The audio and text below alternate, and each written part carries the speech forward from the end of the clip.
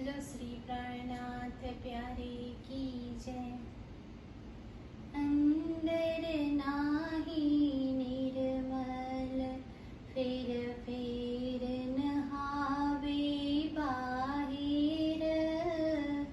अंदर नाही निर्मल फेर फेर नहावे बाहिर।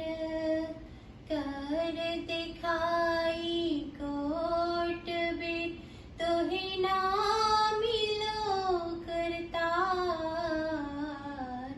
अंदर नाही निर्मल फेर फेर नहावे बाहिर। अंदर नाही निर्मल कोट करो बंदगी बाहिर हो निर्मल।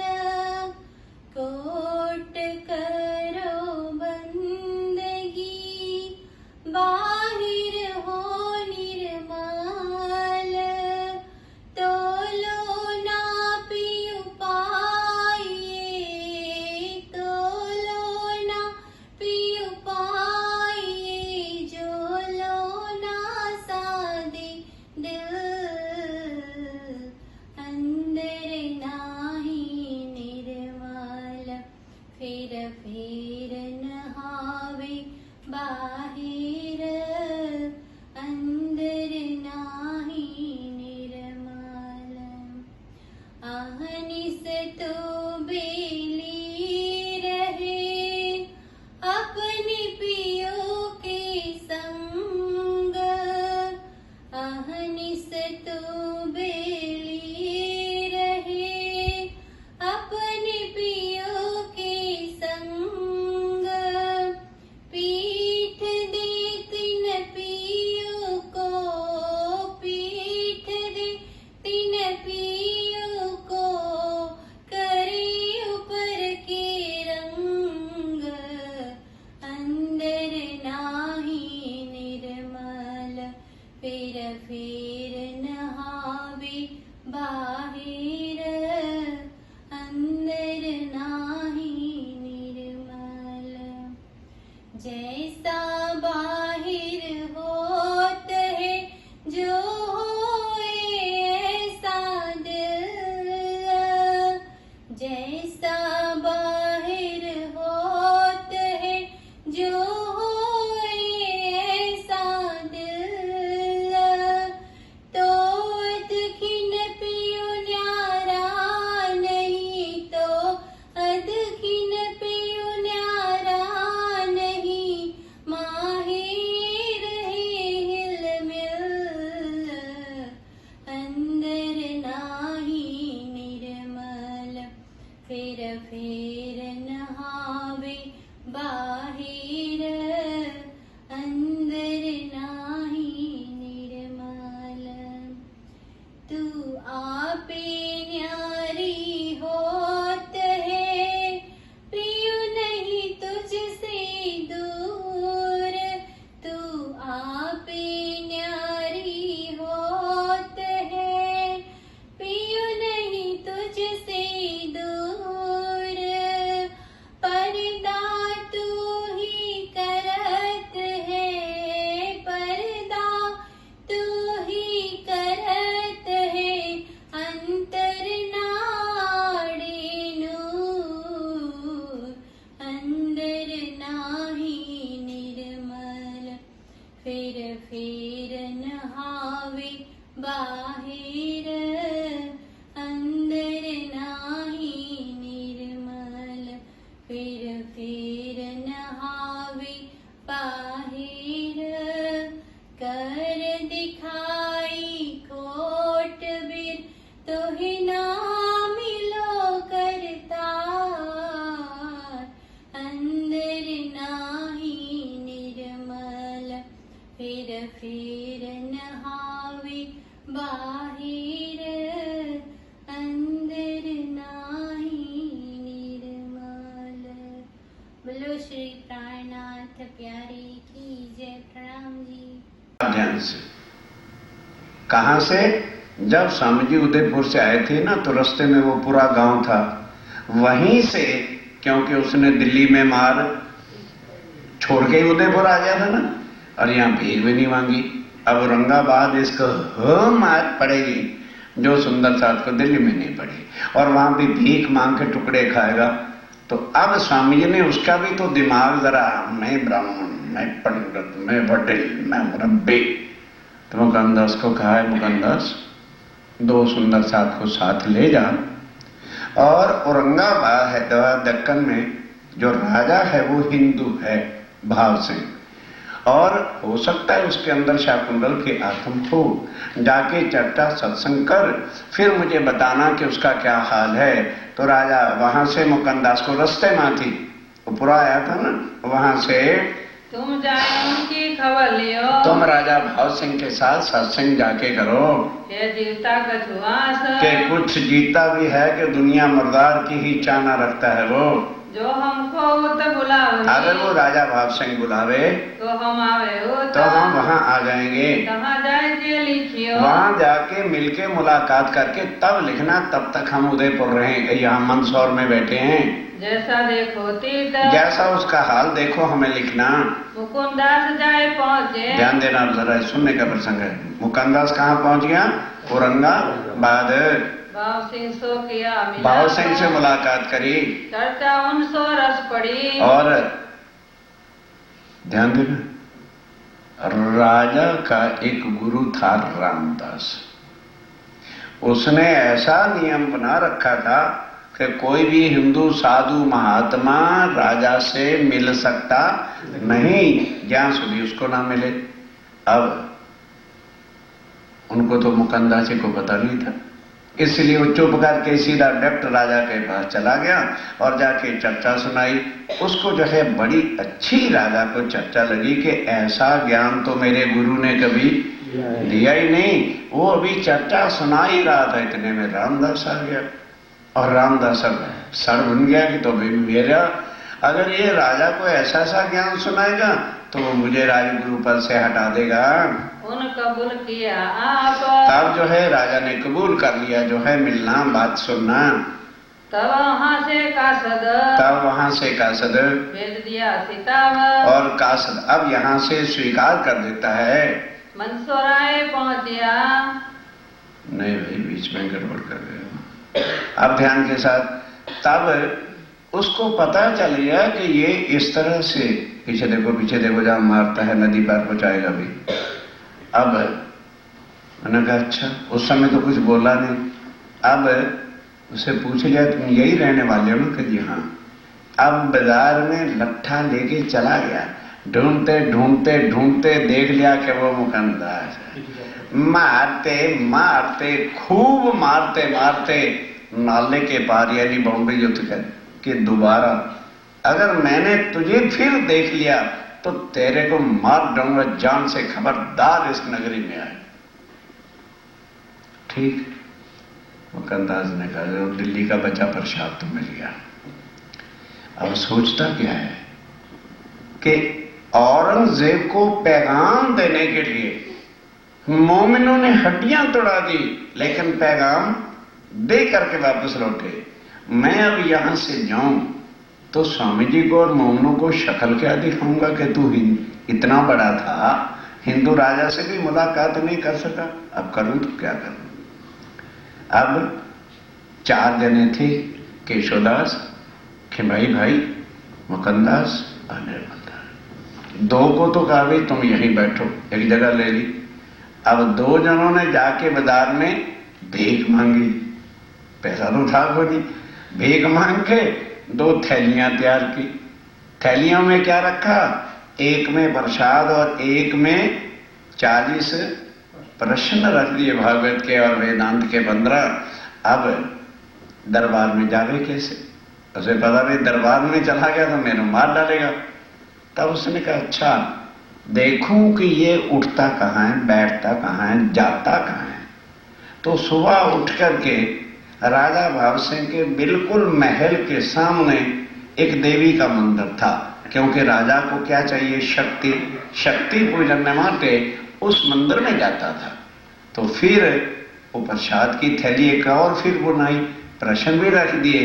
और जब संध्या को वो पुजारी आरती एक हाथ में घंटे और एक में आरती उतार रहा था, तो जो है मुकंदा चुप्पे से मंदिर की परिक्रमा में जाके बैठ गया कि अब तो पुजारी ने इधर आना नहीं, सवेरे राजा आएगा, मैं मुलाकात करूंगा। रात भर परिक्रमा में ही पड़ा रहा और सुबह राजा रोज आता था दर्शन करने के वास्ते।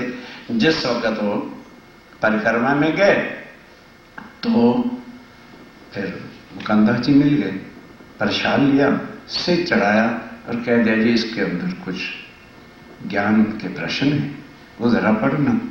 बस राजा घर गया, अभी तो रामदास आया नहीं, तो 9-10 बजे आता था, तो पढ़ के अपने एक नौकर को भेजा कि जब मंदिर की परिक्रमा में एक साधु महात्मा है उसको ले आओ।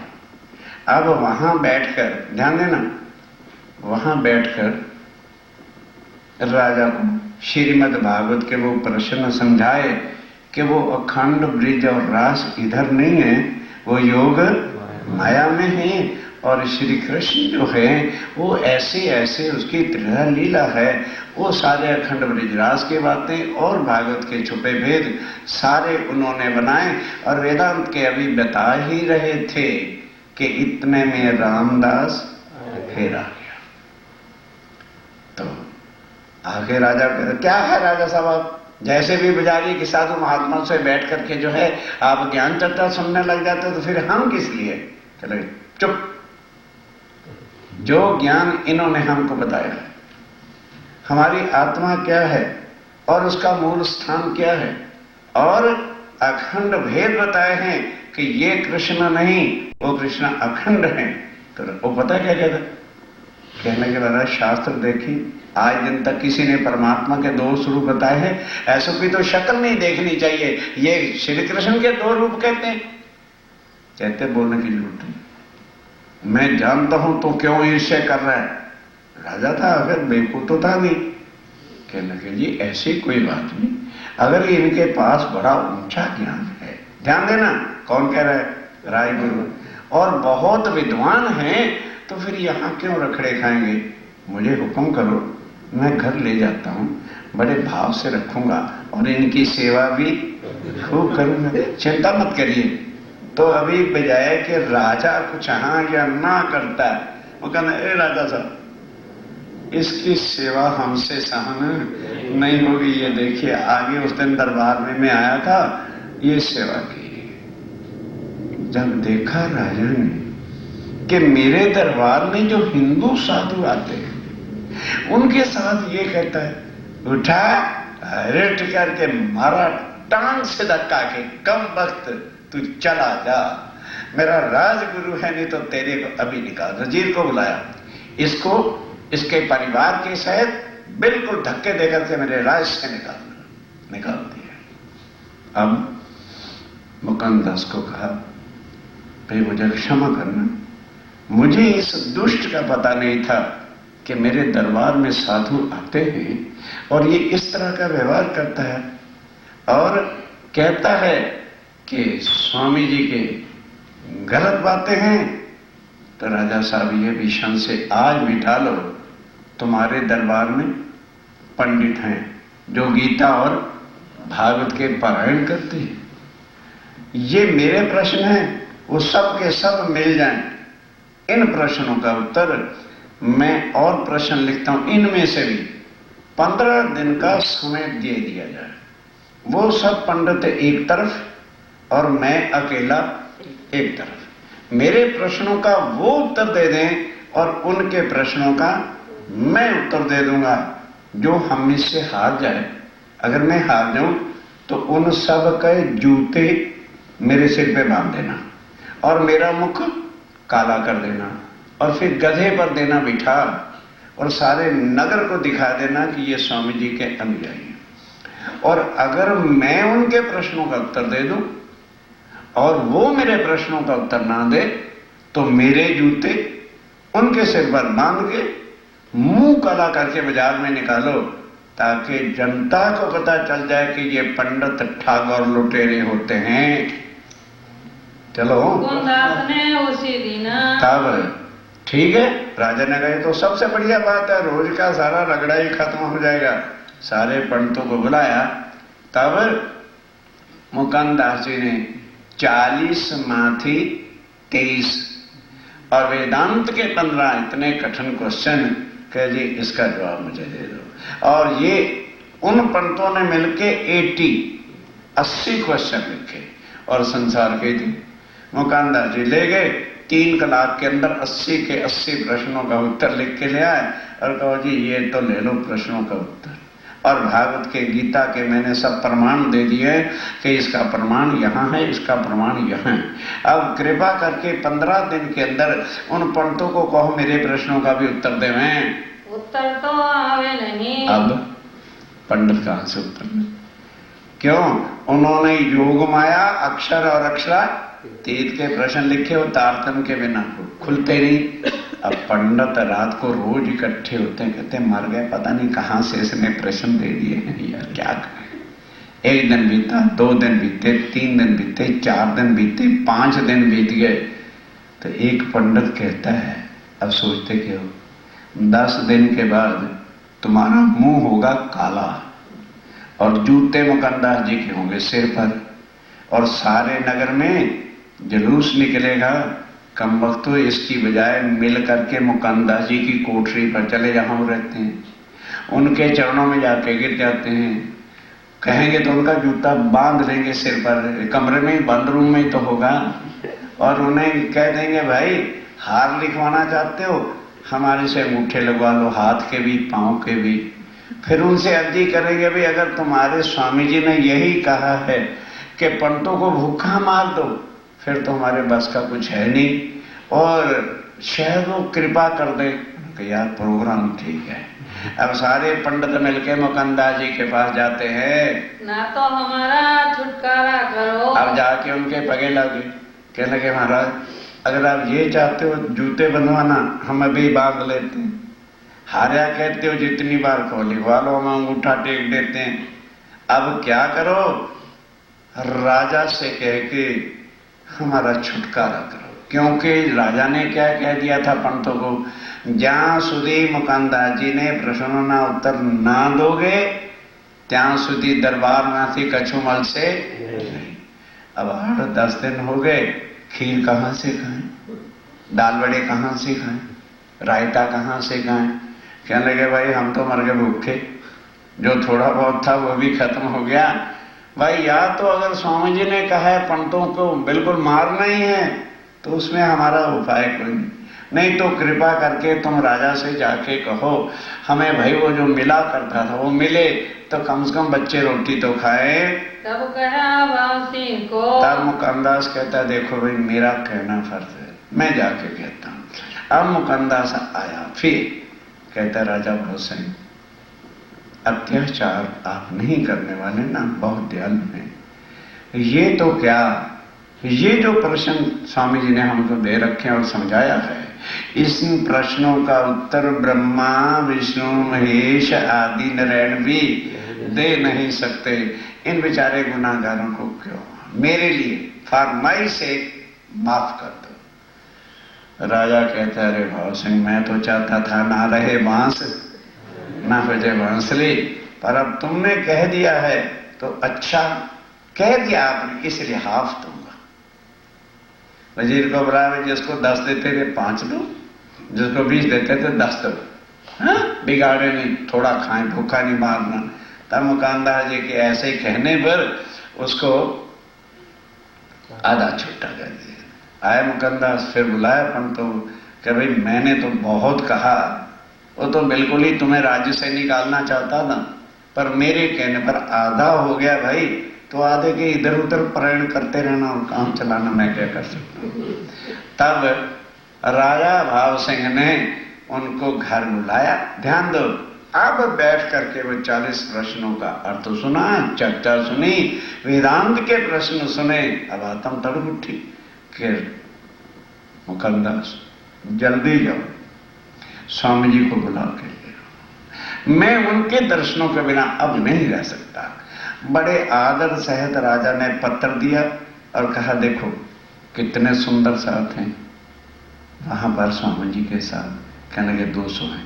कहने के 200 घोड़े यहां से ले जाओ और बूंदी में मेरी हथनी है, स्वामी जी को लाके वहां ठहराना और जिस रूम में मैं ठहरा करता हूं उस जगह बहुत सुंदर पलंग है, स्वामी जी को रखना।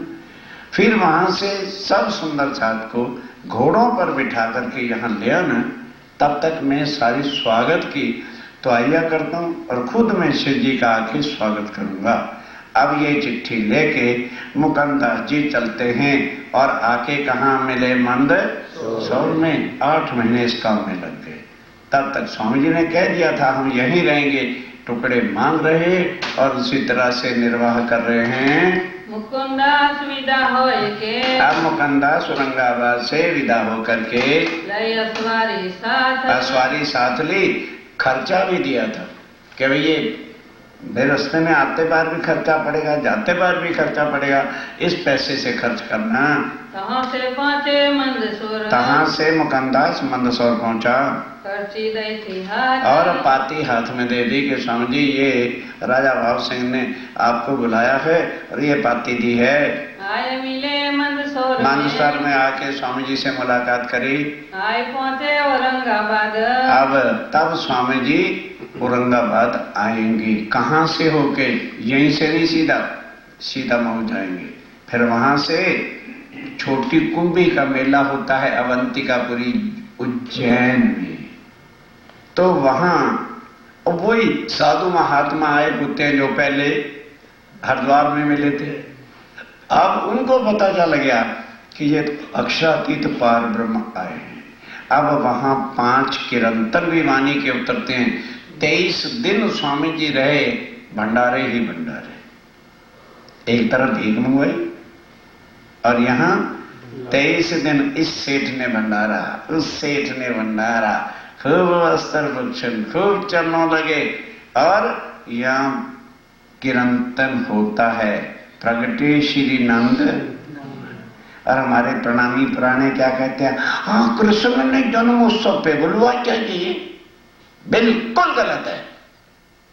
यहां कृष्ण जन्माया गया? वो नंद के अंदर जो ब्रिज के अंदर शक्ति प्रादुर्भाव हुई थी, यही वही अक्षरातीत है। खोलावे भंडार, वो ब्रिज की बातें नहीं है, यहां खुलाए भंडार। जिसके घर स्वामी जी जाते हैं, सारे साधु महात्मा जितने कुंभ के मेले पर आए हुए थे उज्जैन में, सबके सबकी रोटी होती है। तो हर एक जो है नंद बाबा की तरह भंडार खोलता है।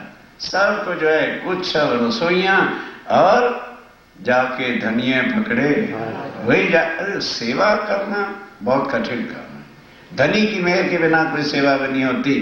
फिर जिसके घर में जाते हैं वो तारतम्य लेता है। आए के तब अब वहां से चल के स्वामी जी कहाँ आते हैं? औरंगाबाद। अब राजा भाव सिंह को पता चल गया कि स्वामी जी आते हैं। खूब आनंद मंगल के साथ राजा है बैठ बाटे गाजों के साथ स्वागत किया। लगा दो कदम चरणों में आके प्रणाम किया। देख दीदार इन समय और दर्शन करके जो है अक्षरातीत राज्य का स्वरूप और तेज बहुत प्रसन्न हो गया, गदगद हो गया। कुछ जानी आत्म हाँ, अपने जो है आत्म को धन धन समझ लिया कि मेरा जीवन आज सफल हो गया है। लगा सेवा करने अब खुद सेवा करता है। कुछ रसोई जब राजा भाव सिंह स्वामी जी को अपनी निजी हवेली में ले गए और उसके बाद सुंदर साथ ने नरसिंह के भजन, उस समय अपना बनाया हुआ कोई भजन नहीं होता था, कीर्तन या वाणी से ही सब कुछ गाते थे। तो नरसिंह ने किस तरह से कुर्बानी किया, संसार का जीव था और इस वृंदावन में जो प्रतिबिंब की लीला हुई, बांसुरी बजी तो वो कृष्ण का भक्त था तो चला गया बांसुरी सुन के, लेकिन अंदर नहीं जा सका जहां रास हो रही थी। क्यों? वो पुरुष भाव से जाता है। फिर वाणी में आता है कि नरसिंह जाए खड़ा हुआ आड़े दरवाजे 4 दरवाजे आड़े आए। अगर वो 4 दरवाजों को जीत चुका होता तो अंदर जा सकता था। 4 दरवाजे कौन से? एक शरीर का, और दूसरा ब्रह्मांड का, और तीसरा आदि नारायण का, वो तत्व का, और चौथा योग माया में सखी बाग का। नहीं जा सका तो मानो ये बाउंड्री है तो बाहर खड़ा हो गया।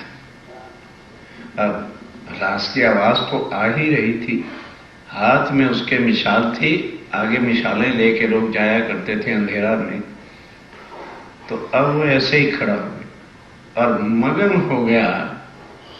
उसको एक सुध नहीं रही, मिसाल भी जल गई और उसका इतना हाथ जल गया। सुंदर साथ जी, ये जीव की तड़प है।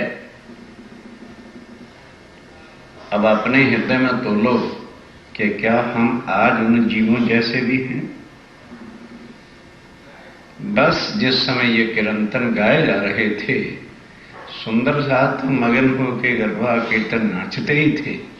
वो राजा था, वजीर बैठे हैं, जनता है, मतलब ही नहीं। जिस तरह से मोहम्मद धनी को रिझाने के लिए मस्त हो जाते हैं, वो भी खड़ा होके नाचने लगा। जब बात कही कुरान अब की, स्वामी जी ने देखा कि अब इसके हृदय में भाव आ गए हैं, तो कहने लगे। स्वामी जी उसे कहते हैं, राजा भाव सिंह, जब पूर्ण ब्रह्म सबका एक है, तो जिस प्रकार से गीता भागवत शास्त्रों में भविष्य पुराण में लिखा है कि कलयुग में पूर्ण ब्रह्म निष्कलंक अवतार आएंगे, इसी तरह से कुरान के अंदर भी मुझे ही आखिरी जमाने का खामंद आखिर जमा इमाम मेहंदी कहा है। तो राजा भाव सिंह क्या उत्तर देता है? तब इनकिया विचार, तब ये विचार करने लगा, ये साहेली क्यों पावही, कि भाई ये तो बड़ी कठिन बात है, क्योंकि कोई भी हिंदू राजा कुरान के भेद जानता ही नहीं, ना कभी पढ़ता था। तो क्या कहने लगा? इनका करो करार। तब जो है वो कहता है, जी अब मैं इसका कैसे करार करूं? करार में नहीं, निश्चय कैसे डेफिनेट कहूं, क्योंकि मैं तो कुरान के बारे में कुछ जानता नहीं हूं। ये मुसलमान 4 है। ध्यान दो, क्या कहते हैं? हाँ, इतना जरूर है कि 4 मुसलमान जो मेरे इस राज्य में बड़ी पोस्टों पर हैं, यदि आप उनको कुरान से समझाएं और वो लिख के दे दें कि आप ही आखिरी जमाने के खामद हैं, तो स्वामी जी फिर औरंगजेब को झुकाना मेरे लिए कोई मुश्किल नहीं होगा। मैं औरंगजेब को पकड़ के ले आऊंगा। तब मैं औरंगजेब सो चुस्ती से पड़ा बांध के कमर। ध्यान दो सुंदर साथ जी, बांध के कमर मतलब लड़ाई करने के लिए तैयार हो जाऊंगा और उसको पकड़ के आपके चरणों में झुकाऊंगा। लड़ो वास्ते दीन के, लड़ूंगा वास्ते दीन के, आपके हुक्म के अनुसार जो भी बात होगी मैं करूंगा उससे तलवार के साथ। सिर सौंपया इन बात पर, और कसम उठा ली कि स्वामी जी ये शीश आपके चरणों पर अर्पण करता हूं। तब श्री जी साहेब जी ये तब कहा, स्वामी जी ने कहा, मुझे मंजूर है। आप 4 काजियों को राज दरबार में बुलाने की बजाय 1 पहर तक केवल उनकी ड्यूटी लगा दो कि वो निश्चय करके 1 लाख आके मेरे से चर्चा सुने, फिर जो कुछ रिजल्ट होगा आपके सामने आ जाएगा। 4 के हस्ताक्षर करवा के मैं आपको दे दूंगा। सौंपो हमको मुसलमान, सौंपो, एक बाहर हवेली दे दो, क्योंकि राजमहल में तो वो आ नहीं सकते। उस हवेली में कुरान के द्वारा मैं उनको चर्चा सुनाऊंगा। वे कहे तुमको तहकीक, वो ही आके तहकीक में निश्चय करके लिख देंगे और कहेंगे कि राजा भाव सिंह यही आखिरी जमाने के खामद अल्लाह ताला हैं। कुरान तरफ तुम्हारे, और वो कहेगा कि भाई ये कुरान की हकीकत तो आप ही समझ सकते हो, हमने पढ़ा जरूर है, मौखिक भी याद, मुख से भी याद है, हाफिज जिसको कहते हैं, पर भेद उनको कुछ नहीं खुलते, अर्थ का पता नहीं। जैसे पहला चैप्टर है ना, अध्याय है, उसका नाम क्या है? अलिफ लाम यानी मीम। इसका ही यदि आप कुरान का टीका देखोगे तो उन्होंने क्या लिखा है? ये कुछ भेद हैं अर्श के, जिसको मुक्ता हर्फ लोग कहते हैं, और इसका अर्थ अल्लाह ताला के बिना कोई खोल सकता भी नहीं है। ये बात मानी भाव सिंह ने, राजा भाव सिंह ने यह बात स्वीकार कर ली थी। बिल्कुल ठीक है, मैं चारों मुसलमानों को आज से आपको सौंपता हूँ। मेरे मन बरहक, फिर मेरे मन में किसी प्रकार का संशय नहीं होगा। जब मुसलमान ही स्वीकार कर लेंगे तो फिर अपने को क्या कष्ट है? तुम इन पर मेहनत करो, आप इनके साथ बैठ करके परिश्रम करो, मेहनत करो, कुरान से समझाओ। ये बात बड़ी बुजुर्ग, स्वामी जी ये तो बहुत बड़ी बात है कि हिंदू तन के अंदर आपको वो पहचान जाए और अल्लाह ताला करके मान लें, ये कोई छोटी सी बात नहीं है। ये तहकीक कर उठे और ये निश्चय करके अब उठे वहां से, होने लगी चर्चा तीन से। बस और सुने, औरंगाबाद के बादशाह राजा भाव सिंह ने चारों की ड्यूटी लगा दी, चारों को लिख के भेज दिया कि कल से आप लोगों ने 1 कलाक जाके चर्चा सुननी है और उसके बाद दरबार में आना है। इन समय भट्ट भवानी, अब ध्यान दो सुंदर साहब जी, जिन किताबों को पन्ना जी में ढूंढोगे नहीं मिलेंगी, नौतनपुरी में ढूंढोगे नहीं मिलेंगी, सूरत चले जाना नहीं मिलेगी। पता नहीं राजमराय की क्यों मेरा ढूंढ ढूंढ के बुद्ध गीता और बुद्ध स्तोत्र, महेश्वर तंत्र और पुराण संहिता रतनपुरी आश्रम से छपी है और बहुत थोड़ी सी कीमत है, 20 रुपए क्या चीज है, $50। और यहां भेजी भी है, कोई लेना नहीं चाहता। क्या $1 भी आप लोगों के पास नहीं है तो मुझे बता दो, मैं फ्री दे दूंगा। और उसको पढ़ के देखो कि क्या लिखा है उसके अंदर। वो भवानी बरसे स्वामी जी ने दक्कन से मंगवाई थी, वो इस समय ले करके आता है। कोई गाय मिला, सो आकर के यहां मिला भवानी प्रसन्न आप, और भवानी भी प्रसन्न थी उस पर। बुद्ध गीता बुद्ध स्तोत्र, बुद्ध गीता क्यों स्वामी जी सुंदरसाद को पढ़ाते थे? कुछ है ना उसके अंदर, और यहां पहुंच चुके, वहां रखी है। पढ़ के तो देखो क्या है, और कोई मोटा ग्रंथ नहीं है, छोटी छोटी बातें, उसको पढ़ो तो मैं पता चले किसके लिए, ताकि सुंदर साथ के हृदय में ईमान यकीन पक्का हो कि सतयुग से ब्रह्मा जी ने नारद को भविष्य की बात कही है और शंकर भगवान जी ने उमा को बताई है कि इस दिन इस समय विद्या अभिनंद बुद्ध निष्कलंक अवतार पूर्ण ब्रह्म दुनिया में जाए। पढ़ो तो पता चले ना, तब मन के संशय मिटे कि हम अब अक्षरातीत किसको बनाए फिरते।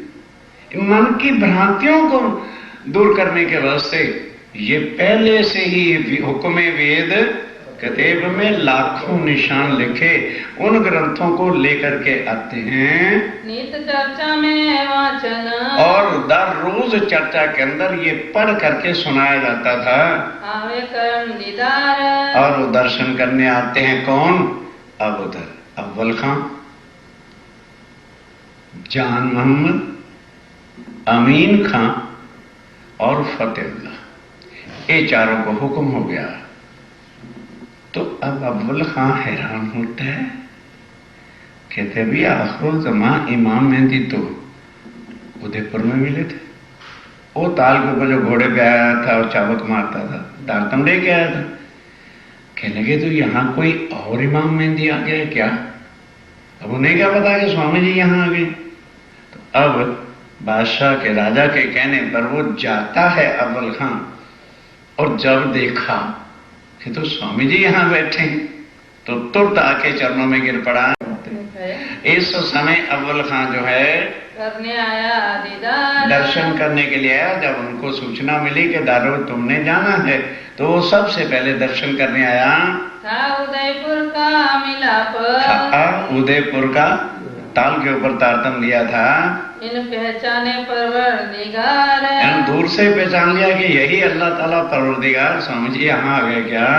जहान मोहम्मद अमीन खान। अब सारी बातचीत हुई तो कहता स्वामी जी जान मोहम्मद और महीन खां को तो मैं लेके अभी आता हूं, और महीन खां से मेरी अक्सर बातें भी होती रहती थी, तो पहले मैं महीन खां को ले आता हूं।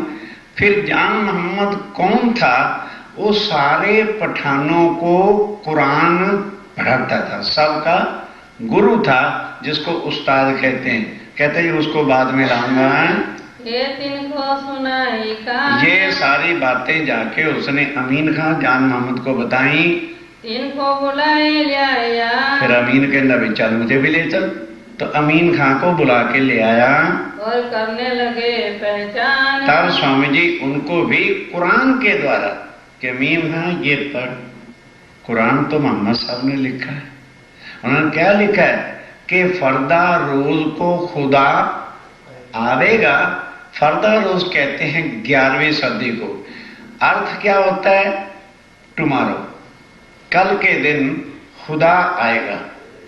तो ये 24 आवर्स वाला कल नहीं, दुनिया के साल 1000 हैं तो खुदा का दिन एक होता है। दुनिया के साल 100 होते हैं तो खुदा की रात एक होती है। तो कल तो तभी आएगा ना जब आज का दिन और रात बीत जाएगी। तो 1000 साल और 100 साल की रात 11वीं सदी के बाद बोलो आना चाहिए। बताओ स्वामी जी के बिना कोई आया?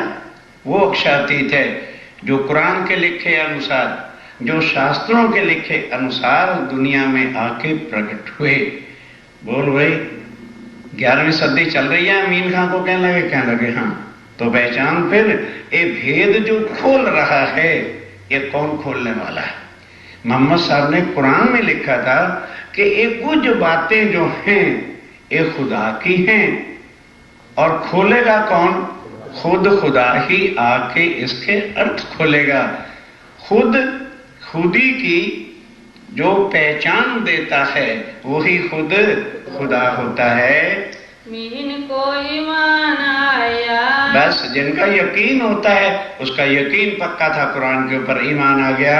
ये ताबे हुआ तब, उसी वक्त चरणों पे गिर पड़ा, तारतम ले लिया। हम हिंदू होकर के भी सोचते तारतम ले कि ना ले, भाई क्या कहेगा, मामा क्या कहेगा, इसी में मरे जा रहे हैं।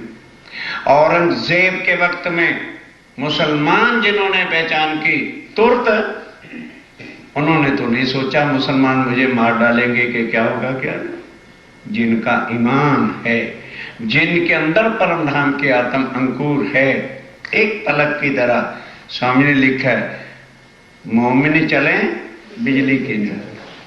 जैसे बिजली का स्विच ऑन किया लाइट हो गई, तो जो मोमिन है वो बिजली की लाइट वाली की चुभी नहीं, पड़क से। मुसलमान हिंदू का सवाल ही नहीं है। तुरंत आके स्वामी जी के चरणों में अमीन खां में लग गया और लिख के दे दिया कि हुजूर बेशक कुरान के लिखे अनुसार आप ही आखिर ज़मान। रजाल सो लड़ने लगा, अब किसको पता चल गया? जान वो सबका उस्ताद है। उसने कहा भाई अगर ये सारे ऐसा करेंगे और बात लग गई औरंगजेब को पता, वो तो मुझे मार डालेगा। चाही लेने शोभा अब स्वामी जी कहते हैं कि ये शोभा का समय अब है। अब ही जो धनी की पहचानेगा ना, शोभा तो उसकी है। वक्त आखिरत को तो सारी दुनिया पहचान जाएगी कि यही अक्षरातीत है, इन्होंने ही हमें भाव सागर से पार किया। शोभा अब है कि अपने धनी को जो पहचाने। कारवानों में पठाना, अब कहा रवानों में, रवाना एक रवि जो है ना, ये रवि एक जमात है, वहां के मुसलमानों को, पठानों को रवान कहते थे। उनके अंदर ये चर्चा चल गई। सनंदे सुनी जान मोहम्मदे। अब ध्यान दो, तो जान मोहम्मद उस्ताद था, वो कहने लगा भाई ये तुम एक हिंदू वैरागी को इमाम मेहंदी कहते हो। कहने लगी चलिए। अब उनको सनंद से इमाम मेहंदी की पहचान, ये अपने सरंद ग्रंथ में एक प्रकरण है, उसका हेडिंग ही है इमाम मेहंदी की पहचान और मोहम्मद साहब की पहचान।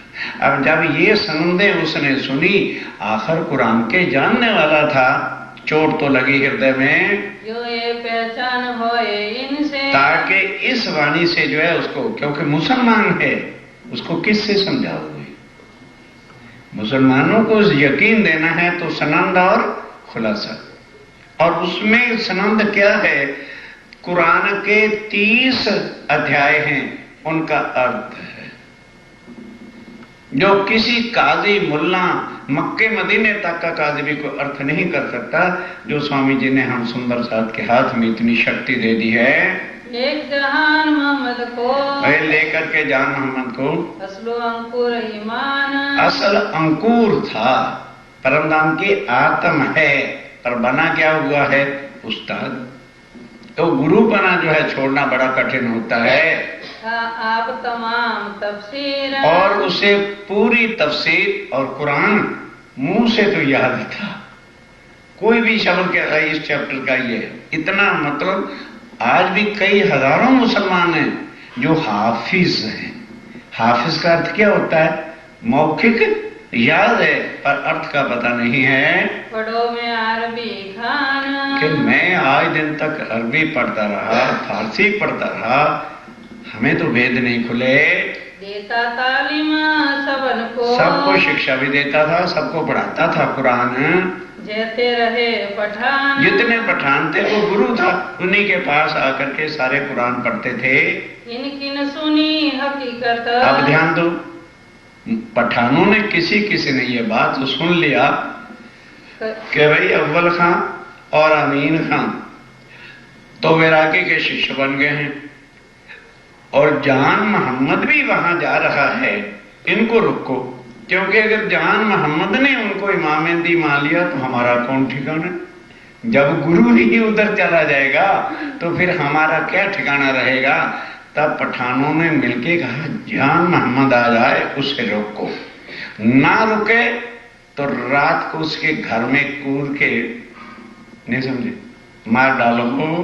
कहे पूरा भला अनुमान। अब जान मोहम्मद घर गया तो हालांकि शिष्य शागिर्द हैं, फिर भी जो है शरा के जोर से जो है जान मोहम्मद को अटपटे शब्दों से अपमानित किया। भवानी भट्ट 1.5 पहर लो। अब इधर स्वामी जी एक पहर लग मुसलमानों के साथ वो करते रहते हैं। अब इधर भवानी भट्ट बैठ करके सुंदर साथ को वो 4 किताबें 1.5 पैर तक रोज समझाता है। बुद्ध गीता, बुद्ध स्तोत्र और महेश्वर तंत्र। कथा कहोए फारग। तब वो सबको चर्चा सुना के उधर से फारग होता है। तब श्री राज आरोग के। अब रात को स्वामी जी 3 घंटे तक चर्चा सुना के रात को 12-1 बजे फुर्सत पाते हैं, तब आरोगते हैं थोड़े से बुजुर्ग, और तब जाके विश्राम करते हैं। जब दिन पिछला, और दिन में सुबह आते हैं, फिर भोजन करते हैं, तो फिर पिछला दिन जब होता है 4, 4:30 बजे, 3 बजे घड़ी रहत है 7 घड़ी बाकी रह जाती है। तब श्री राज उठत है। तब स्वामी जी पलंग पर से लेटते हैं, थोड़ा विश्राम के लिए उठते हैं। करे साथ सोबात। आप सुंदर साथ को कौन सी बात करेंगे? अर्श की चितौनी का। आप सबको इकट्ठा करते हैं, चर्चा होए अत बड़ी, और यहाँ परम धाम की ही चर्चा के बिना और कोई संसारिक ग्रंथों के प्रमाण से नहीं होती है। हुआ श्रृंगार का वक्त। अब श्रृंगार का वक्त हो गया। संध्या को आरती हो वही। अब संध्या को आरती भी संध्या आरती होती है। सब साथ खड़ा देखत सब सुंदर साथ खड़ा होकर के आरती का लाभ लेता है। और जब बोला जाता है श्री जी साहब जी मेहरबान, सब मिलकर के बोलते हैं। एक तरफ लालदास, एक तरफ लालदास, दूजी भवानी भट्ट। अब चर्चा शुरू होगी। तो एक तरफ तो भवानी भट्ट सुंदर साथ को लेके बैठता है और एक तरफ लालदास जी कुरान के ग्रंथ लेकर के, कुरान है, तफसीर हुसैनी है और तफसीरें हैं, सबको लेकर के बैठता है। उससे चर्चा होनी है। चर्चा कुरान भागवत की, चर्चा कुरान और भागवत की।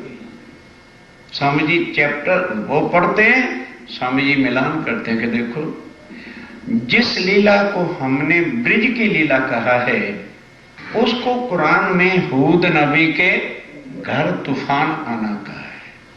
और जहां वो कहते हैं ये हूद नबी और रास किधर हुई, नूह नबी के घर। अब नूह नबी क्या था, अरब के अंदर एक पैगंबर था। तो खुदा का हुक्म हुआ, जाहिरी बातें वो नहीं समझ पाते कि ऐ नूह नबी अरब में तूफान आने वाला है, एक नाव बना। हुक्म ले गए तो ये बड़ा ही होता ना, लकड़ी का काम करने वाले, वो था। नाव बनाने लग गया। कहने लगे ऐसा कर 300 हाथ की लंबी और 40 हाथ की चौड़ी वाली नाव बना। जाओ मक्के में देने वाले से पूछ लो 300 का और 40 का अर्थ क्या है। बोलिए सुंदर साहब जी, आप बोलो 300 हाथ की लंबी का क्या अर्थ है और 40 हाथ की चौड़ाई का क्या अर्थ है। हम परम धाम जाएंगे, जैसे समझते हैं वीजा बनाएंगे और वहां पहुंच जाएंगे। 301 जुथ के अंदर सखियां हैं और 40 जुथ पत्नियां हैं। तो क्या करना, जब तूफान आएगा एक एक जुथ को अंदर बिठा लेना और किश्ती को पार कर देना। और फिर लिखा है किश्ती बनी, तूफान आया, एक एक जुफ्त को बिठाया और कुश्ती जाके जंगल में छूट गई। अब उन्हें पूछो जंगल कौन सा है। जाए वृंदावन में बांसुरी बजाई और सखियां सवे लई बुलाई, बाकी सबका प्रलय। अब जंगल वो क्या है, नित्य वृंदावन है। ये भेद स्वामी जी स्वयं बैठ बैठ के भागवत और कुरान को एक बता रहे हैं। श्री राज करत है मायने, और लालदास और वो पढ़ते हैं, स्वामी जी अर्थ करके सुंदर साथ को समझा रहे हैं। सुनने वाला साथ, और सुनने वाला कौन, सुंदर साथ बैठ करके मगन हो रहे हैं, संशय मिटते जा रहे हैं। भाई जब भागवत ग्रंथ हमारा है तो कुरान में भाषा का ही तो भेद है और बातें हमारी सारे लिखी है। फिर हमें किस बात का डर होना चाहिए। कोई स्वामी जी ने आके ये तो नहीं कहा कि तुम रोजे रखो, तुम रमजान रखो, या तुम 5 वक्त की नमाज रखो, या लोटे लेके वुजू करो। ये उनके लिए हुक्म था कि जब तक अल्लाह ताला दुनिया में आ नहीं जाते तब तक शरीयत निभाते रहना। तो फिर अब शरीयत और तरीकत की नमाज पढ़ो। जब खुद खुदा आ जाएगा तो ये नमाज पढ़नी छोड़ देना, तरीकत और हक से परे हकीकत और मार्फत की नमाज पढ़ना। अब उनको पता ही नहीं है हकीकत और मार्फत की नमाज क्या है, इसलिए वो शरीयत पर ही डटे हुए हैं। कोई सवाल करत है, अगर बीच में कोई प्रश्न कर देता, नहीं समझ आती है तो कोई वाणी लेवे हाथ, कोई वाणी से पूछता है स्वामी जी वाणी में कहाँ लिखा है। अव्वल खां ले आया, अव्वल खां को ईमान आ गया। अब किसको लेके आता है, जहान मोहम्मद को, जान मोहम्मद को लेकर के आता है, क्योंकि दो ने तारतम ले लिया। अब अव्वल खान जान मोहम्मद को लेके आता है कि चल भाई तू चल के कुरान से चर्चा सुन ले, संशय मिटा ले। चलते चलते 2 महीने तक जान मोहम्मद चर्चा सुनता रहा पर आहम नहीं गिरा। क्यों, जब तक आहम मैं मेरा 100 साल गिनाओ साथ में, 100 साल के पुराने प्रणामी बने रहो, नरक में जाओगे। धनी अनुभव 100 बेर, मूल अंकुर दया बिना, कर में डाले अंधेर, फिर कर्म कांड में रह जाओगे। क्या चाहिए? मैं को मारता, मैं सब कुछ जानता हूं, मैं सब कुछ करता हूं, मुझे खबर है, कुछ खबर नहीं। हम अंधे, हमें आज दिन तक नहीं पहचान हुई। सुंदर साहब जी अजो अपन नथी, हमें ये नहीं पता लगा कि अक्षरातीत कौन है, तो उसकी पहचान कैसे हो जाएगी? रास की, ब्रिज की अखंड लीला को हम अक्षरातीत करके कह रहे हैं। कुछ सोचो, फिर विचारो कि भाई कैसे हो सकता है? क्या योग माया की कोई शक्ति परमधाम चली जाएगी? फिर पहले से देखो, इश्क रबद किससे किया था? जब ब्रह्मांड में उतरे थे, इश्क रबद किससे हुआ? राज्य से हुआ कि कृष्ण का हुआ? इतना समझा देने पर भी जो ये कहे, हां जी पंचों का कहना सिर माथे पर, हमारा प्रणाला गली में ही चलेगा तो फिर भाड़ में जाए। किसी को कोई ठेका लेके थोड़ा है। जागृत बुद्ध आई है, वो बुद्धि अक्षरातीत की है। ये उनके मुखारबिंद की वाणी, जिनको इस पर यकीन नहीं, कौन उनको भव से पार करने वाला? कौन अखंड सुख देगा? कहां से लाओगे? क्या आज दिन तक ये देवी देवता खुद नहीं भव से पार हो सके तो तुम्हें क्यों ले जाए? अब 2 महीने तक ध्यान दो, जान मोहम्मद कुरान से चर्चा सुनता है, लेकिन ये नहीं मगे से गया कि मैं सबका उस्ताद हूं। अब क्या होता है? ध्यान से सुनने का प्रसंग है। गायल बयातिन मां, चर्चा में होकर दिल के तो सब जो है शम से मिट गए, पर अहम नहीं मिटा, पर था अर्ध पक्का, पर अर्ध पक्का था। उधर कह रहे यार लगते तो हैं वैरागी, फिर कहते नहीं नहीं वो अल्लाह ताला आएगा। एक कभी इधर हो जाता है मन, कभी इधर हो जाता है, बिचला फिरता है। सुनी लीला फिरी सूरत, अब जब अर्श की लीला 16वें सुपारे में लिखा है, मोहम्मद साहब ने कहा तरबियत फी लेल तूल मेराज, कि मैंने शबे रात के अंदर अल्लाह ताला से मिला और मैंने उनकी सूरत को देखा। लाल उत्तम सुनाई, अब ध्यान दो, ये बात सुना किसने दी? स्वामी जी ने अभी नहीं सुनाई कि भाई जब तक पक्का नहीं हो जाए ना आगे की बात नहीं सुनानी, क्योंकि कुरान में लिखा है अल्लाह ताला की सूरत अल्लाह ताला ही आके बयान करेगा, जो करेगा वो दज्जाल है। अब लालदास जी ने अपनी जल्दी कर दी, ये 2 महीने चर्चा सुनते हो गए, अब राज्य का स्वरूप भी बता दो। अब जिस वक्त सुनाई लालदास जी ने, उसके दिल में शक आ गया, हाँ ये काफर लोग हैं। लड़ाई भई उन वक्त, आपस में लड़ने लगे। जानो है लालदास जबान बंद कर, तुम लोग काफर हो, तुम कैसे अल्लाह की सूरत बयान करते हो, क्या तू अल्लाह है? आपस में लड़ाई हो गई। जात रहा घर को, कहता बस आज के बाद काफरों की शक्ल नहीं देखूंगा, मैं अपने घर जाऊंगा, कभू ना ले उजल, बिल्कुल तुम्हारी शक्ल भी नहीं देखूंगा। के मैं 2 मास मेहनत करी।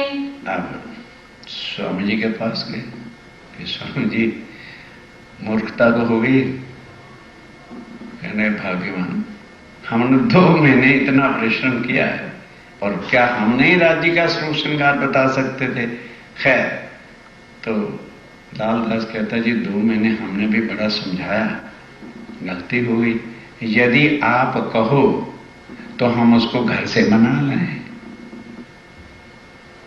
स्वामी जी कहते हैं बुद्धि से सोचो, तुम घर मनाने जाओगे तो वो तुम्हें झूठा समझेगा कि वाकई काफर है। और चिंता न करो, जिसने 2 महीने तक चर्चा सुनी है और रात को चैन से सो सकेगा नहीं। और कल ही आ जाए, बुलाने नहीं जाना, ये और गलती मत करो। वही नारूह निर्मल। पर 2 महीने चर्चा तो सुनिए सुंदर साहब जी, हम भी भाई एक कल का छोकरा आ गया मुझे समझाने, तो कोई ओल्ड का और नए का सिक्के, ओल्ड का कुछ ज्यादा कीमत हो जाती है।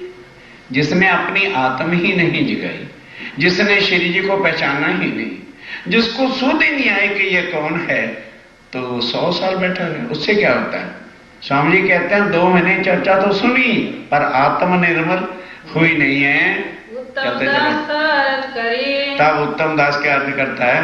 बुलाए जाओ मोहम्मद जहान। कहो तो जी मैं बुला के ले आऊं, पर जास्ती जी स्वामी जी ने मना कर दिया। इनने सुनी चर्चा का, कहने लगे बुलाने की जरूरत नहीं। 2 महीने इसने चर्चा सुनी है। अंकुर है तो रात को चैन से सो सकेगा नहीं, तड़पेगा चर्चा के वास्ते। तो दुचिती हो गई। अब जिस वक्त घर गया अकल आई ठिकाने, कहने लगे यार गुस्सा तो आ गया था और मैं क्या रहा हूं, अब चर्चा कैसे सुनूं? चर्चा तो जरूर सुननी। कहते ये भी बड़ा बेइज्जती है, मैं कह के आया था नहीं जान। एक दिल इधर एक दिल दुचिती, दोनों तरफ जय भाग रहा है। सोचते सोचते जब बहुत रात हो गई, कहने लगे जाओ सुबह मैं चर्चा तो अवश्य सुनने जाऊंगा। फिर सोच लिया रह ना सके घर में। स्वामी जी कहते हैं घर में नहीं बैठे, एक रात आज जो नहीं है वो तो आएगा, नहीं आएगा सुबह भागा चला आएगा, देखो यहीं पर खुद आ जाएगा। रात को उठ दौड़ेगा और रात को ही उठ के भागेगा। करने लगे दिल से, और उसके दिल में जब पश्चाताप होगा, अभी तो क्रोध आ गया ना, उसके अंदर वो भाग गया है। दिन दूसरे आया, तीसरे दिन आ गया जाएगा। ये है जागृत बुद्ध की शक्ति, ये है स्वामी की चर्चा की शक्ति। कोई जादू करामात नहीं है। जो बैठ के एकाग्र चित्त से सुनेगा और समझेगा, वो इस चर्चा से कीमती संसार की कोई वस्तु नहीं समझेगा, वो इसके बिना नहीं रह सकता। आ गया दूसरे दिन ही जान मोहम्मद जी साहेब जी के पास आया और क्या कहता है? मुझे क्यों ना समझावत? कह स्वामी जी मेरे ऊपर भी कृपा करो ना, मेरी भी रूह को जगा दो, क्यों नहीं मुझे समझाते हो?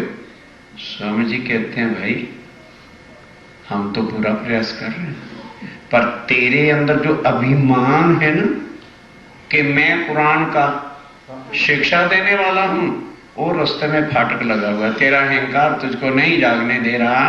मुझे है कदमों की आशा। अब कहते नहीं, आगे तो स्वामी जी मैं 2 महीने तक आपकी परीक्षा लेने आया था, साफ कह दिया, इम्तिहान लेने आया था। अब मेरी रूह को चोट लगी है, बस अब आपके कदमों के बिना मैं कहीं जाऊंगा नहीं। तब श्री जी साहेब जी कहा, तब स्वामी जी ने क्या कहा? एक 8 दिन देव चित्त। कह लगे आगे तो 2 महीने चर्चा सुनी, तेरी आत्मा नहीं जागृत हुई, अब तू कहता है चरणों का आसरा है, तो 8 दिन चर्चा सुनी और वो भी एक पहर। फिर देख तेरी आत्मा रूह जागती है कि नहीं। आया चर्चा सुनने, बस अब उस भाव से, श्रद्धा भाव से, आत्म को जगाने की दृष्टि से क्षण से उतार के घर रख के आया, तो आके चर्चा सुनने लगा। सवाल किया एक ही तब कहता स्वामी जी क्षण से है, ये है कि कुरान में मोहम्मद साहब ने लिखा है जब इमाम मेहदी आएगा तो मुर्दे कब्रों से उठ जाएंगे। मैं आज कब्रिस्तान गया था, मां की कब्र के पास मैंने बैठ के बोला मां उठ जा, इमाम मेहदी आ गए, तो वो नहीं कब्र से बाहर रही। फिर मामा की कब्र के पास गया तो वो भी नहीं निकला। तो फिर कब्रों से मुर्दे कब उठेंगे? जब आप इमाम मेहदी हैं, फिर कब्रों से मुर्दे उठते क्यों नहीं? वक्त रोज क़यामत कि क़यामत जब आएगी, इमाम मेहदी आएंगे तो कब्रों से मुर्दे उठ जाएंगे। दिया जवाब श्री जी साहेब जी ओ ने। बड़ा समझने का क्वेश्चन है। तब स्वामी जी क्या कहते हैं? कार्ड दिखाया बिच फिर कान। तब कहा खोल कुरान, जहां 7 निशान क़यामत के, इसका अर्थ क्या है? ये मिट्टी कभी थोड़ी उठेगी।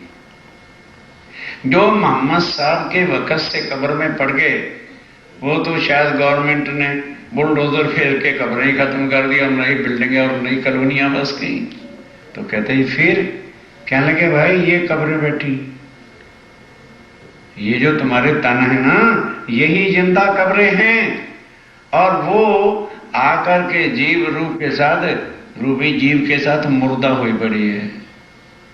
काबू वो जगेगी जब इमाम मेहंदी श्री प्राणनाथ जी की वाणी से उनको सारी बात याद आ जाएगी। तो वो जीव दुनिया के देवी देवता झूठ से नाता तोड़कर वहां जोड़ जाएगा। तो फिर बोल क्या वो जो जीव होगा शरीर छोड़ने के बाद कहां जाएगा? उठ के खड़ा हो जाएगा कि कब्र में जाएगा? अकल नहीं। कहना कि यही तो शब्द मुक्तात है। कुछ बातें हैं कि जो खोलेगा वही खुद खुदा होगा। उससे पहले तू तो रोज तालीम देता था, तूने क्यों नहीं अर्थ कर लिया? दुनी करी किन वास्ते, ये बता पहले ये दुनिया बनाई किन के वास्ते? अपरम धाम से क्वेश्चन पूछ रहे हैं। पहले तो ये बता, कुरान के अर्थ जानने वाला, ये ब्रह्मांड, ये खेल, ये दुनिया किन के वास्ते बनी है? तो कर दई पहचान। तो कुरान से उसको पहचान दिया के वास्ते अपनी रूहों के, और उतरते अरवाहों ने हक ने रूहों को कया अलस्तो बेरब के रूहों, और कोई कठिन तुम्हारे लिए काम नहीं होगा। जिस दुनिया में तुम जा रहे हो वहां झूठ की पूजा है, वहां के अनेकों भगवान होंगे, एक नहीं हजारों भगवान होंगे, और उन भगवानों की चर्चा सुनाने वाले भी गली गली में जो है हजारों फिरते होंगे। फक्त एक मेरे ही पहचान कराने वाला कोई भी दुनिया में नहीं होगा। इसलिए तुम भी भूल जाओ, तुम भी राम और कृष्ण को अक्षरातीत बनाते फिरो। फिर मैं तुम्हारे साथ रहूंगा, तुम्हारे जैसा तन मेरा होगा, तुम मेरी और खान कर सकसो। सब कुछ परम धाम में बता दिया कि ऐ जान मोहम्मद बता ये दुनिया किसने बनाई और किसके हुक्म से बनी और क्यों बनी थी? इश्क रबद के वास्ते, इश्क रबद के वास्ते कुरान में लिखा हुआ है। सुंदर साहब जी ये बातें भी कुरान के अंदर है कि अर्श अजीम में अल्लाह ताला की रूहों ने अल्लाह ताला से इश्क रबद किया। उतर आए मोमिन, तब इश्क का बेवरा करने के लिए मोमिन आ गए। कहां? हूद नबी के घर, गोकुल में नंद जी के घर में। नूर जलाले मांगिया, आ जाओ। नूर जलाल कौन है? अक्षर ब्रह्म। रूहों ने तो दुख का खेल मांगा वही सेम, और अक्षर ब्रह्म ने परम धाम की लीला को मांगा। देखो इश्क रूहन, के देखो मैं इश्क रूहों का भी देखो कि हे मेरे परवरदिगार, है मेरे धनी, रूहें जो आपकी आत्माएं हैं वो आपसे क्या प्रेम की लीला करते हैं और आप उनके साथ क्या लीला करते हो? क्योंकि ये लीला तो रंग माहौल में होती है और अक्षर ब्रह्म उसके अंदर जा नहीं सकता। इस वास्ते देखाया, इस वास्ते ये हूद नबी के घर और नूह नबी के घर ब्रज की लीला ने और रास की लीला दिखाई। दो तकरार दो बेर, दो जो है तकरार, अर्थात एक पिक्चर की 3 रीलें बनी, एक ब्रज की एक रास की, वो दिखा दिए रात में। अब ये तीसरा है, रात को ये तीसरा, ये प्रातः काल तीसरा स्टार्ट हुआ है। रचा इन जो फिर, ये जो फिर खेल रचा, पहला लय कर दिया, अखंड कर दिए। रास लीला खेल के, रास लीला खेल के प्रारंभ श्याम, वही आत्म अक्षर जोश धनी धन कृष्ण वाला तन छोड़ के और मोहम्मद के तन में आके सेम शक्ति राज्य की बैठ गई। इसलिए है निज नाम श्री कृष्ण जी और मोहम्मद रसूल, क्योंकि उधर भी अक्षर है इधर भी अक्षर है, अक्षरातीत नहीं। हम कैसे कह देंगे कृष्ण अक्षरातीत? अगर कृष्ण अक्षरातीत है तो फिर मोहम्मद भी अक्षरातीत है। इस वाणी से पढ़ो, रास लीला खेल के आए विरारव श्याम, अक्षर राज्य तो नहीं आए वहां पर, शक्ति उनकी अवश्य आई। सो कागज कलाम अल्लाह का, तब वो राज्य राय की वाणी कुरान में आके कही उसने। आया मोहम्मद मोहम्मद जो है रसूल बन के आया और आकर के वास्ते अपने मोमिनों को, ये सारी साक्षी कुरान में रखी है। और शरत की थी मोहम्मद साहब ने कि 10वीं में ईसा और 11वीं में इमाम मेहदी खुद संसार में जाहिर हो जाएंगे, हम आवेंगे फिर। और मैं भी, मोहम्मद साहब ने कहा मैं भी उनके साथ आऊंगा। कब आए? ठहर ना, अरे ठहरते भी हो कुछ। मोहम्मद साहब कब आए बोलो? कहाँ थे स्वामी जी जहां बाहर जाके नमाज सुनी? मेरते में क्या हो क्या गया सब? इत मोहम्मद को मिल चले यहाँ लोग इससे कर इना। अब जब उस बात सुनी समझी तो मोहम्मद साहब की शक्ति का क्या अर्थ है? अक्षर की आत्म और राज्य का हुक्म। ये 2 शक्तियां पहले नहीं थी स्वामी जी के अंदर, 3 ही शक्तियां थी। इस वास्ते वहां तक नहीं नाम श्री कृष्ण जी कहते रहे। अब जब मोहम्मद भी अंदर आ गए और अक्षर की आत्म भी आ गई, अब क्या बन गए? साहिब। पहले एक पक्षीय थे, हिंदुओं के ही थे। अब यहां से पूर्ण ब्रह्म अक्षरातीत सच्चिदानंद श्री जी साहेब बन के चले। जो रूहें थी ब्रजरास में, अब ध्यान दो, रूहें ज्यों की त्यों, जो ब्रज में थी वही रास में गई, वही परम धाम गई, और वही अब फिर ब्रह्मांड में आए हैं। तो आवे जीवेर। किसने कहा? मोहम्मद साहब ने कहा कि ऐ दुनिया वालों, जो रूहें हूद नबी के घर और नूह नबी के घर आए थे वही आएंगी, उनकी खातर अल्लाह ताला आएगा और मैं भी उनके साथ आऊंगा। अब हिंदी में समझ लो कि वही आत्माएं दोबारा इस ब्रह्मांड में आएंगी तो उनके वास्ते अक्षरातीत आएंगे, तो मैं भी उनके साथ आऊंगा। तब काजी होए के, तब खुदा काजी होके, कृष्ण नहीं। इतने प्रमाणों के बाद ही नारी टुट्टी कृष्ण पे लगी है, तो बोलो क्या करेगी वाणी? खुदा बैठेगा अक्षरातीत आकर के न्यायाधीश बन के सारी दुनिया का इंसाफ करेगा, कर दिया जाएगा, अखंड कर दिया जाएगा। उठ बैठी बुनियाद, बस संसार का प्रलय हो जाएगा। जो ईमान ले के, अब ध्यान दो, जो यहां ईमान लेकर राज्य को पहचान कर शरीर छोड़ेगा, सोवे बीच कबर, कब्र में सोएगा, यानी मिट्टी उसकी कब्र में चली जाएगी, वही उस वाणी से फिर जागृत हो जाएगा, कब्र से उठ के खड़ा हो जाएगा। तो तुम्बे नूर के चित्त में, और वो नूर के चित्त में अखंड हो जाएगा। भूले नहीं क्यों कर, फिर वो कैसे भूल सकता है? जिन्होंने राज्य की पहचान कर ली और शरीर छूट गया, हर समय कहाँ रहेगा? राज्य के चरणों में। जो उठेंगे मुर्दे, और जब यूं उठेंगे, हे जान मोहम्मद, यूं मुर्दे उठने, मिट्टी, पागल आदमी, कभी मिट्टी थोड़ी मिट्टी से उठेगी, वो तो खत्म हो गया, कीड़े खा गए हड्डियों को। कब्रों से क्यामत, ये है क्यामत के दिन। इन कब्रों में जो सोए हुए जीव हैं, आत्माएं हैं, वो खड़े हो जाएंगे उठ के इस वाणी के माध्यम से। इन समय की रामत, अब उस समय का जो अनंत होगा 7वें दिन का, करी मोहम्मद, अब स्वामी जी कहते हैं वो मैं अब जाहिर कर रहा हूँ। ये दरवाजा खोल, बस इस बात का भेद खुलते साथ उसकी आत्म जागृत हो गई। जो साया जोर, जब जो है जान मोहम्मद को जोश आ गया, तब दजार कांपिया, अब आगे चलो के बार गिर गया। अब मुसलमान बड़े घबरा लगे, भाई अब हमारे, जब उस्ताद ही उधर चला गया है, अब हमारा क्या ठिकाना है? करने लगा शोर, अब सारे मुसलमानों ने मीटिंग बुलाई और शोर मचारा करने अच्छा आज जान मोहम्मद को आने दो, हम उससे लड़ेंगे कि वो क्यों एक हिंदू काफिर के चरणों में गिर गया है। दिन तीसरे, बात तीसरे दिन। अब ध्यान दो, जब उसकी आत्म जागृत हुई तो अब पहले दिन क्षर क्या है? लाल का, ये ला जो है विरमान, इसका भेद समझाया।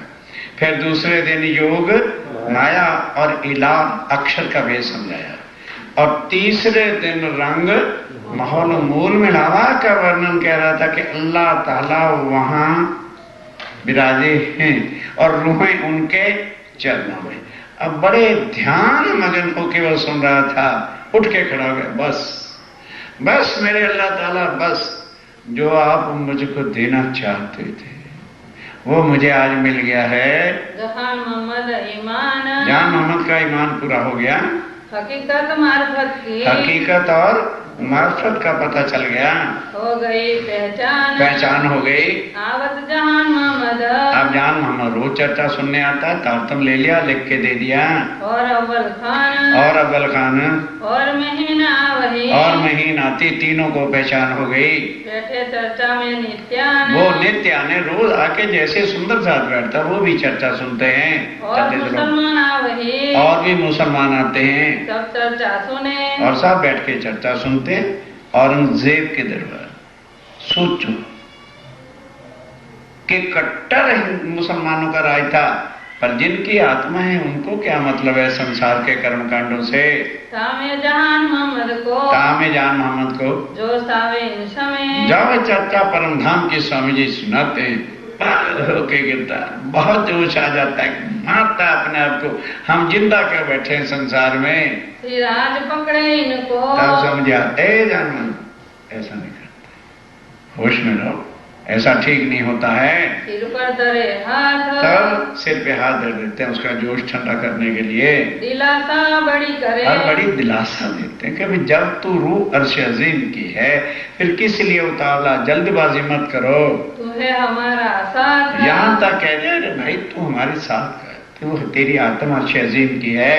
फिर सावधान हो वही, फिर जरा चौकस सावधान शांति प्राप्त करता है। जब सुने नाम लाहूत, जब सुने नाम, अब पहली बार सुन रहे होंगे कि सुंदर सा, ये संसार मृत लोग है, ठीक है, तो कुरान में इसको क्या कहा है, नासूत, मिटने वाला। उसके बाद हम कहते हैं वैकुंठ, तो कुरान में क्या लिखा है, जबरूत, लाहूत मलकूत, जबरूत नहीं, लाहूत। लाहूत परम धाम को कहा है, जबरूत अक्षरधाम को कहा है, मलकूत वैकुंठ को कहा है, और नासूत मृत्यु। ये क्या है, नासूत। वैकुंठ क्या है, मलकूत। योग माया अक्षर ब्रह्म क्या है, हाँ बोलो जबरूत भाई, नासूत मलकूत जबरूत लाहूत। नासूत क्या है, मृत्यु। मलकूत क्या है, वैकुंठ। जबरूत क्या है, अक्षर। और लाहूत क्या है, तो ये बताओ फिर हाहूत क्या है, मूल है। एक कुरान के शब्द हैं, बात वही की वही है। तब फिर गिरे जोश में, जब फिर परम धाम की बात याद है, फिर जो है कदमों पे गिर पड़े, मेरे अल्लाह ले चल। आत्म तड़पती है पिया को मिलने के लिए, याद करे क़यामत, ओ हे अल्लाह ताला क़यामत करो, जल्दी ले चलो। यूं चर्चा रात को हो वही, इस तरह से चर्चा रात को होती है। जब रहे पिछली घड़ी चार, जब 4 घड़ी पिछली रहती है तब सार्थकी विदा होए, तब वो लोग चर्चा से उठ के विदा होते हैं। फिर करे विचार, तब विचार करते हैं। तब श्री राज आरोग के, तब स्वामी जी आरोप करके हिंडोला खाट पड़त, तब हिंडोले में पौड़ते हैं, विश्राम करते हैं। पीछे साथी इन समय, तब सुंदर साथ इस समय, रात की रामते गावत, तब राज की रानते गरबा किरंतन करते हैं। यो करते भोर हो इस तरह से गाते गाते किरंतन वाणी प्रातः काल हो जाता है। बोलो श्री प्राणनाथ प्यारे की जय, सतगुरु महाराज की जय। पिया जी तुम हो तैसी कीजियो, मैं अर्ज करूं मेरे पियो जी, हम जैसी तुम जी न करो, मेरा तलफ तलफ जाए जीव जी। जीव तो जी वे नहीं क्यों, मीटे दिल की प्यास जी, तुम बिना मैं किन सो कहूँ।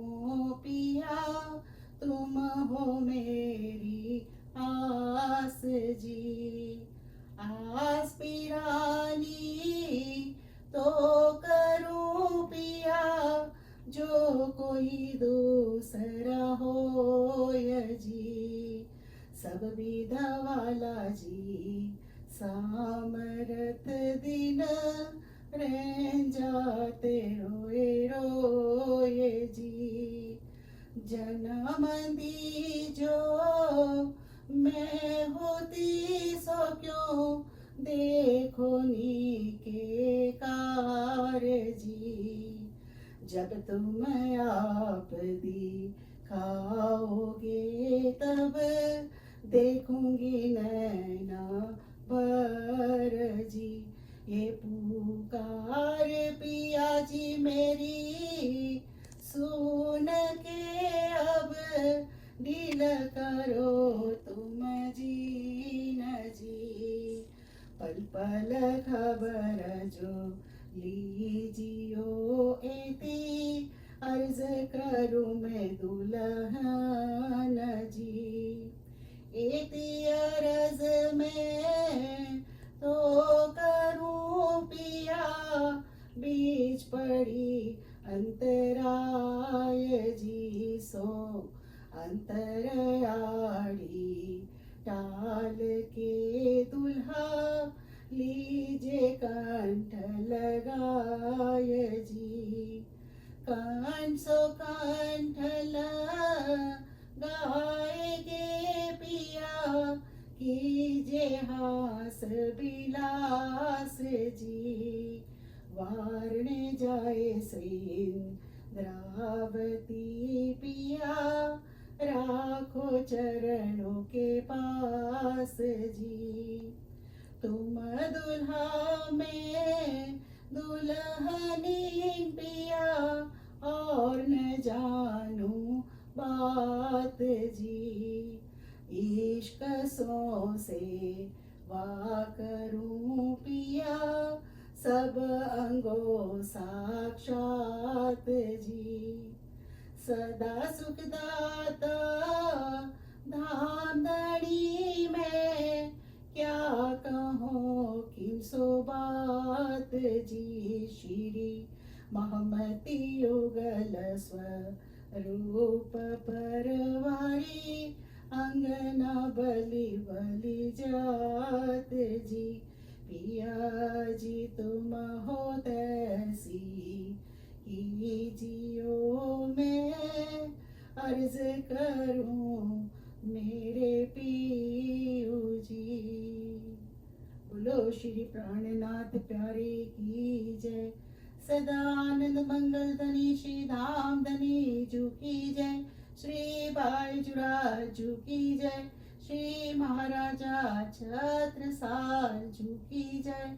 श्री सुंदर साथ जू की जय। श्री सुंदर साथ जियावर जी साहिब जी के चरणारविंद में हित चित दीजिए कृपा की